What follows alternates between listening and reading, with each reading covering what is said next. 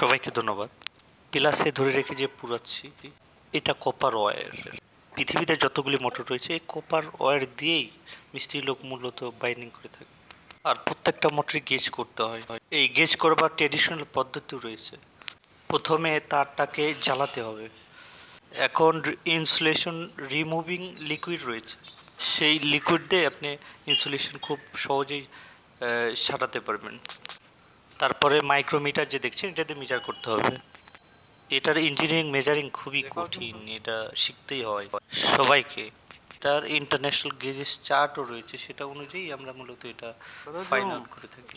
এই যে নব যে দেখছেন, এই নব দিয়ে গেজটাকে লক করে দেয়। ইঞ্জিনিয়ার আর মিস্ত্রিরা যারা কাজ জানে তারা কিন্তু বুঝে জিরোটার ব্যবহার। এই জিরোটার এখানে আপনি দেখতে পাবেন এই জিরোটা বহুমাত্রিক ব্যবহার রয়েছে। চিকন আর মোটা তার অনুসারে বহুমাত্রিক রয়েছে।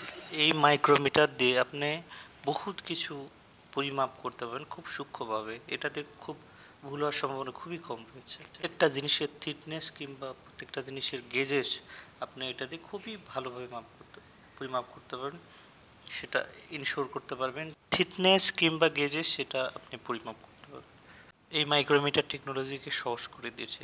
সবাইকে ধন্যবাদ আমাদের সাথে থেকে।